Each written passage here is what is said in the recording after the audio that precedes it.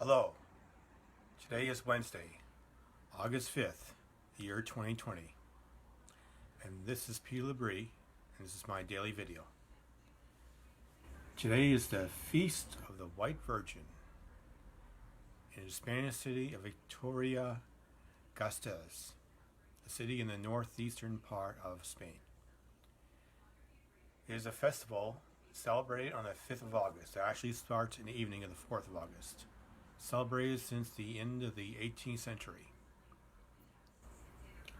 And it got merged in with the feast of Celadon.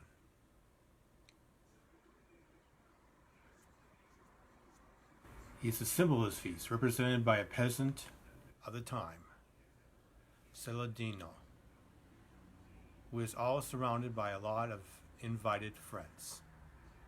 Since 1957, there has been a rag representation of Celadons, descended from a belfry of a church of San Miguel, and across from where the Virgin Bianca was.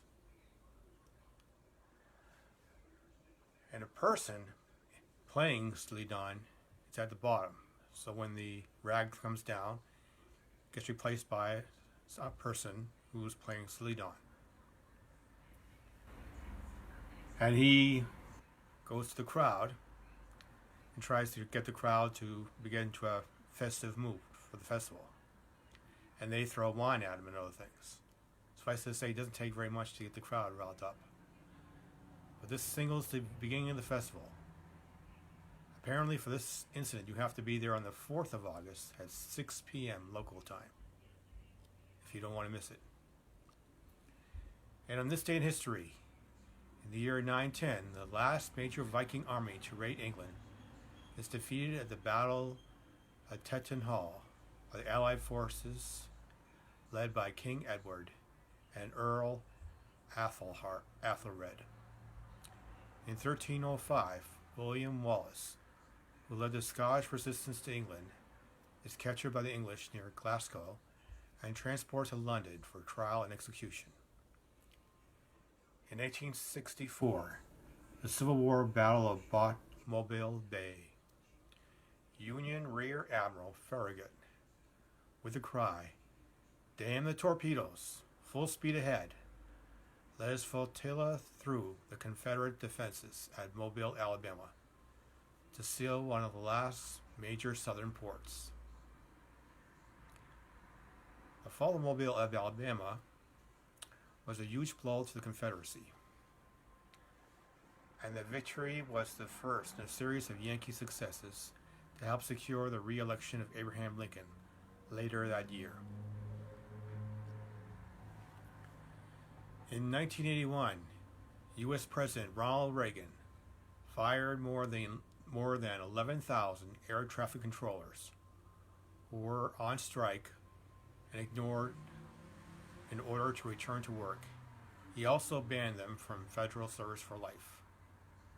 That was like 90% of the air traffic controllers who were working. 2 days earlier, on August 3rd, almost 13,000 air traffic controllers went on strike after negotiations with the federal government failed.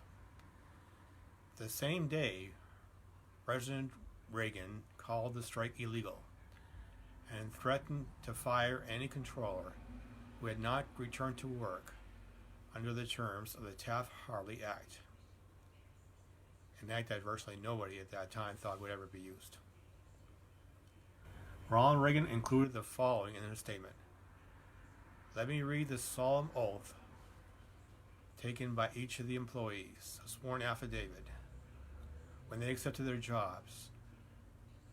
I am not participating in any strike against the government of the United States or any agency thereof, and I will not participate while an employee of the federal government of the United States or any agency thereof in any strike." Because the idea of the Taft-Hartley Act was to keep the government working.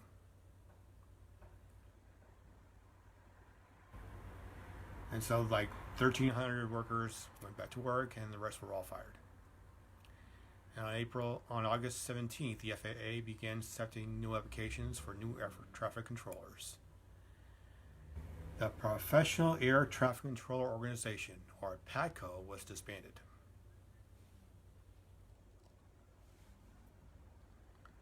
And apparently that was a major incident with labor unions that changed the course of the future. And today's Bible verse: let no one say when he is tempted, I am being tempted by God. For God cannot be tempted with evil, and he himself tempts no one. Letter of James, chapter 1, verse 13, English Standard Version. Then we have some quotes from old Sashmo himself. When an ugly gangster told Joe Glasser that he must take the name Armstrong down off the marquee, and it was an order from Al Capone, Mr. Glasser looked this cat straight in the face and told him these words: I think that Louis Armstrong is the world's greatest, and this is my place, and I defy anybody to take his name down from here.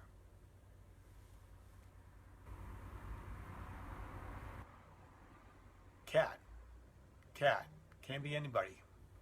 From the guy in the gutter to a lawyer, doctor, the biggest man to the lowest man.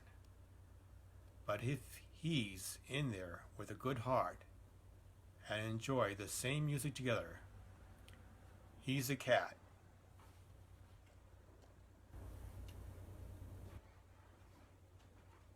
I never want to be anything more than I am. What I don't have, I don't need. And suffice it to say, those are all quotes by Louis Armstrong. Probably one of the greatest musicians of the 20th century. And that's it for my show today. This is P. Labrie, having just given another daily video. I'd like to thank anybody who's watched this video and anybody who will be watching it. I appreciate it. Over and out.